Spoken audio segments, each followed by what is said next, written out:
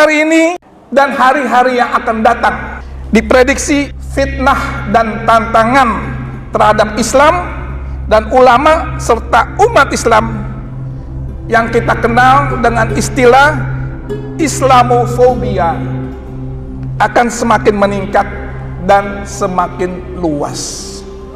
Kenapa Islamofobia ini semakin meningkat? Tantangan, hambatan, dan rintangan yang kita hadapi umat Islam di Indonesia ini saat ini sangat berat.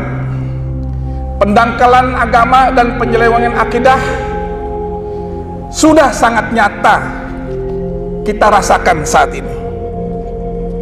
Umat Islam saat ini berada dalam budaya materialisme yang akut, di mana semua pikiran dan perilaku manusia diukur berdasarkan kepada materi duniawi. Hari ini dan hari-hari yang akan datang diprediksi fitnah dan tantangan terhadap Islam dan ulama serta umat Islam yang kita kenal dengan istilah Islamofobia akan semakin meningkat dan semakin luas. Kenapa Islamofobia ini semakin meningkat? Karena apa? Karena pertumbuhan daripada populasi umat Islam sangat dahsyat di barat. Jumlah umat Islam dunia ini, di seluruh dunia sekarang ini ada lebih dari 20%. Dan peningkatan umat Islam setahun per tahun di dunia barat sangat tinggi, sangat cepat sekali. Apalagi dengan era sekarang digital seperti ini, di mana orang itu bisa mengakses langsung informasi. Ini selain mereka mendapatkan pengetahuan, Allah berikan hidayah, umat Islam semakin banyak dan semakin kuat.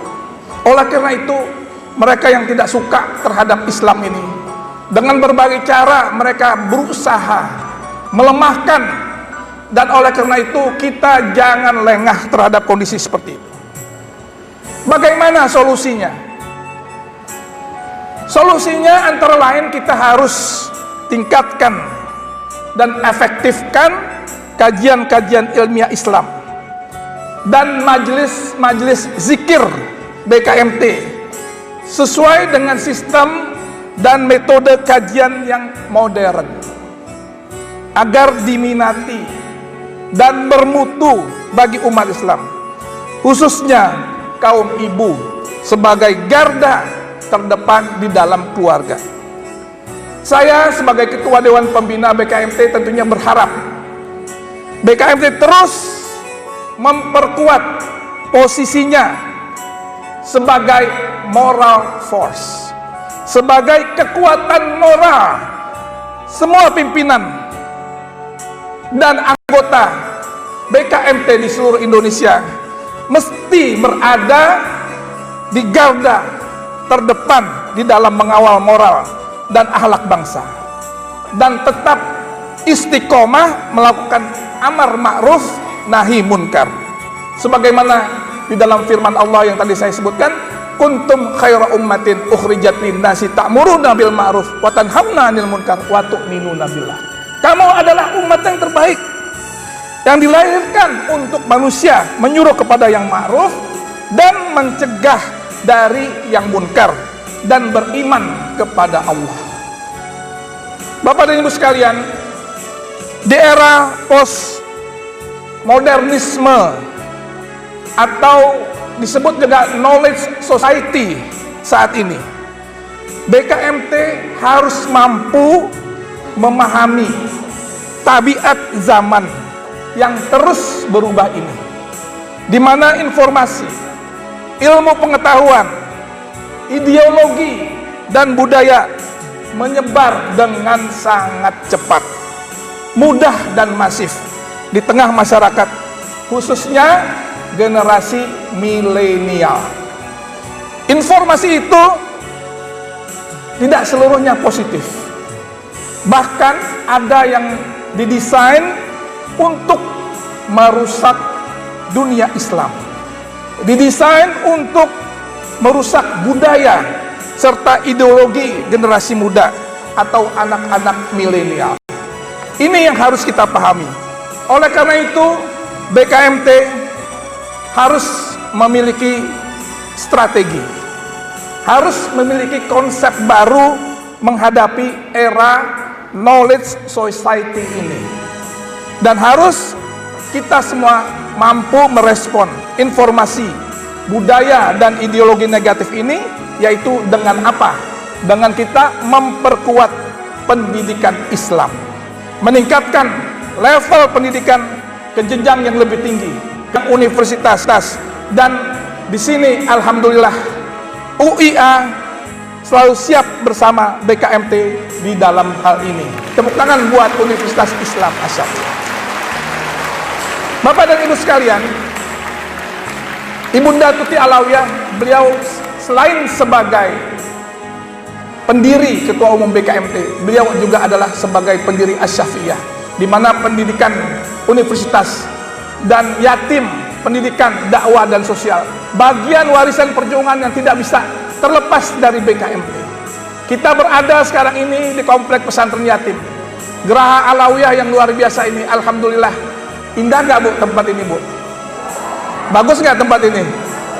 Kita manfaatkan untuk BKMT, kita manfaatkan untuk dakwah, kita manfaatkan untuk sosial, kegiatan-kegiatan pesantren, kegiatan-kegiatan seminar. Nggak usah jauh-jauh, tempat ini saja. Tempat ini dibangun untuk mensupport pesantren khusus yatim Asy-Syafi'iyah. Karena yatim Asy-Syafi'iyah ini kan anak yatimnya sama alumninya ada 275 orang. Semua gratis. Satu hari 1000 mulut harus kasih makan. Satu bulan 255 juta lebih. Gaji aja 145 juta. Belum listrik 27 juta. Dan sebagainya, belum maintenance. Tapi alhamdulillah, warisan perjuangan ini kami terus jalani, bersinergi. Alhamdulillah, ini berjalan ala qadril ma'unah ta'til ma'unah minallah ta'ala. Sekedar keperluan akan datang pertolongan.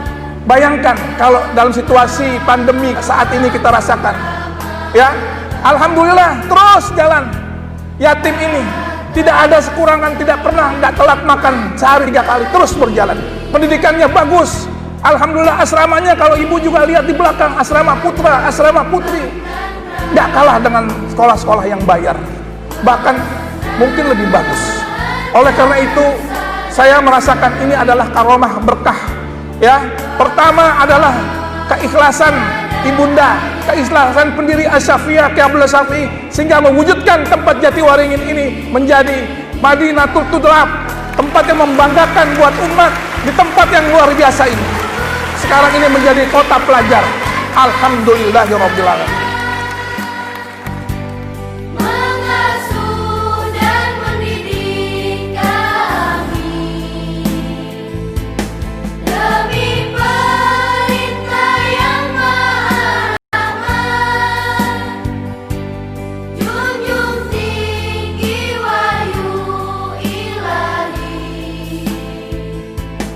Bapak Ibu sekalian,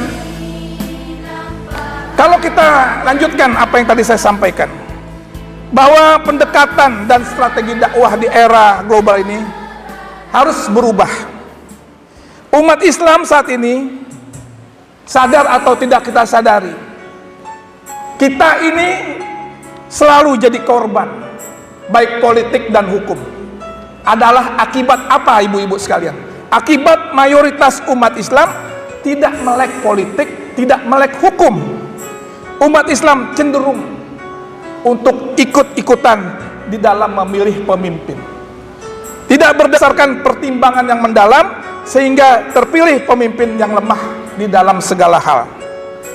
Oleh karenanya, sudah saatnya seluruh anggota BKMT di seluruh Indonesia mengevaluasi kembali bagaimana kita memilih pemimpin ke depan.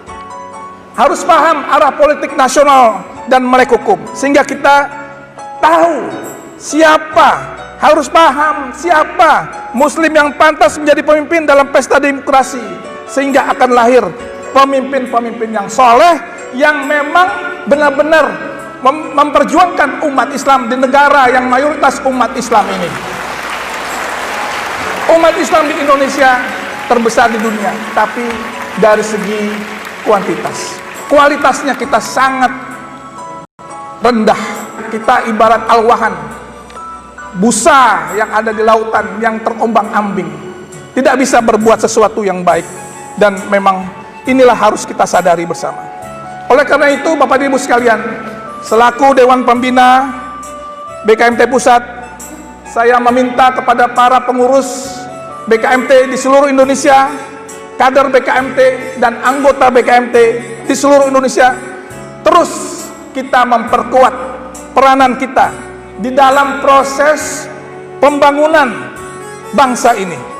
BKMT harus berperan sebagai garda terdepan membela agama Allah.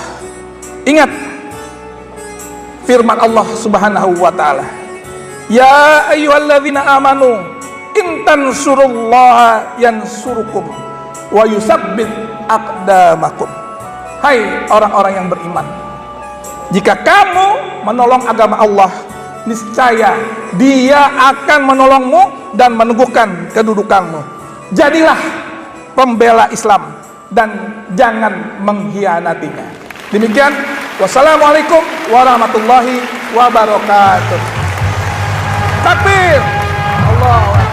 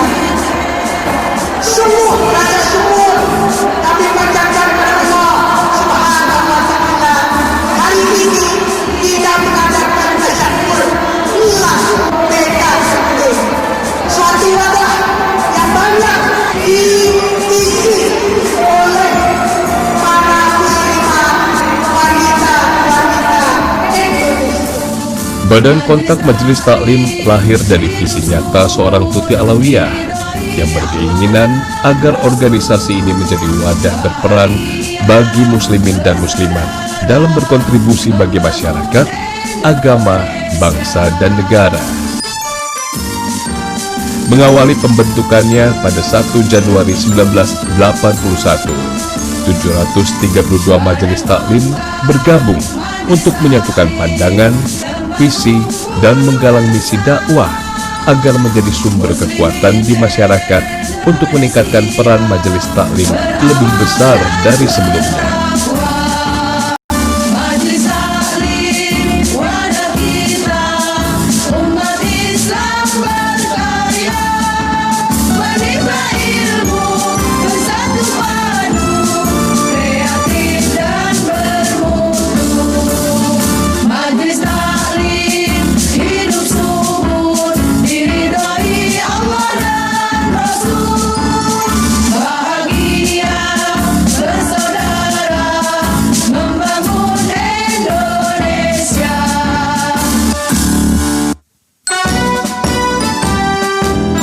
Meningkatkan peran dan kualitas majelis taklim menjadi misi utama dalam perjalanan program-program BKMT.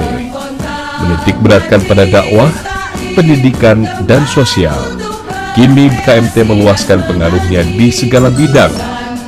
Mencetak kader berkualitas menempati posisi tangguh dan strategis, membangun ekonomi kreatif lewat wirausaha dan UMKM, memberikan pendalaman dalam problematika perempuan dan permasalahannya, meningkatkan produktivitas teknologi dan keorganisasian, serta kepedulian akan kesehatan di lingkungan sekitar dan masyarakat. BKMT membuktikan kiprahnya menjadi organisasi berbasis majelis taklim terbesar di Indonesia. Sukses menyelenggarakan berbagai acara seremonial dan kolosal, BKMT menjejakkan eksistensi keberadaan organisasi sebagai solusi permasalahan umat dan bangsa.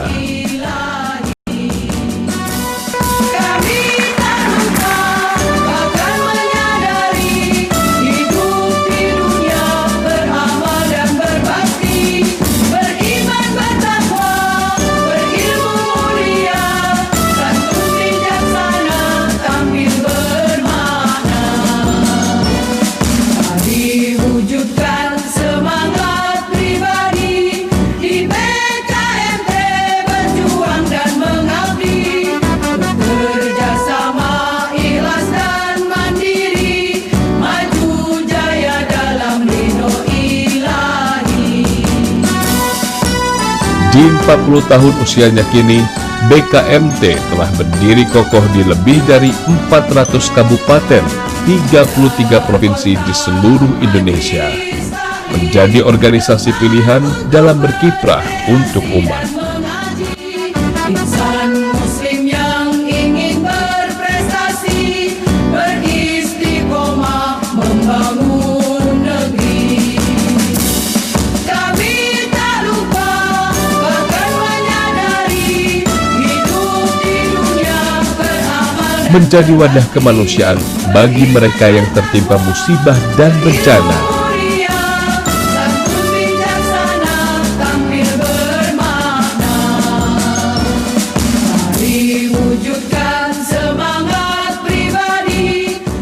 Serta menjadi syiar dakwah dalam pemberdayaan umat.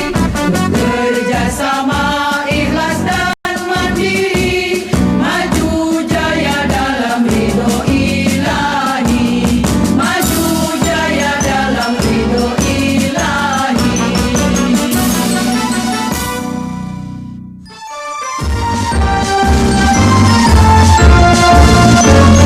Ditinggal oleh pendiri BKMT, Profesor Dr. Hajah Tuti Alawiyah di tahun 2016, BKMT berusaha untuk tetap memijakkan kaki sebagai wadah produktivitas majelis taklim di seluruh Indonesia. Berbuat, berkiprah, dan bermanfaat di masyarakat. Bisa berperan lebih di masyarakat, meningkatkan program-program yang telah dibuat, dan insya Allah dapat berkontribusi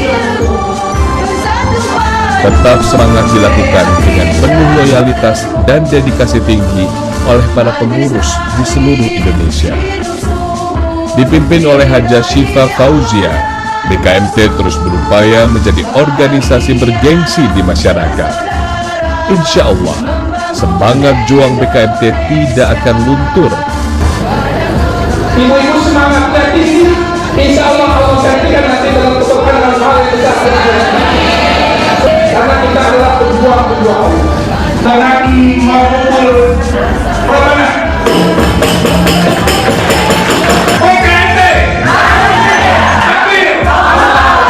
Meski terdapat banyak tantangan dan rintangan, namun dengan kekuatan semangat mengharap ridho Allah Subhanahu wa Ta'ala, BKMT mengharap menjadi garda terdepan peningkatan kualitas umat untuk terus bekerja bermanfaat bagi agama, masyarakat, bangsa, dan negara.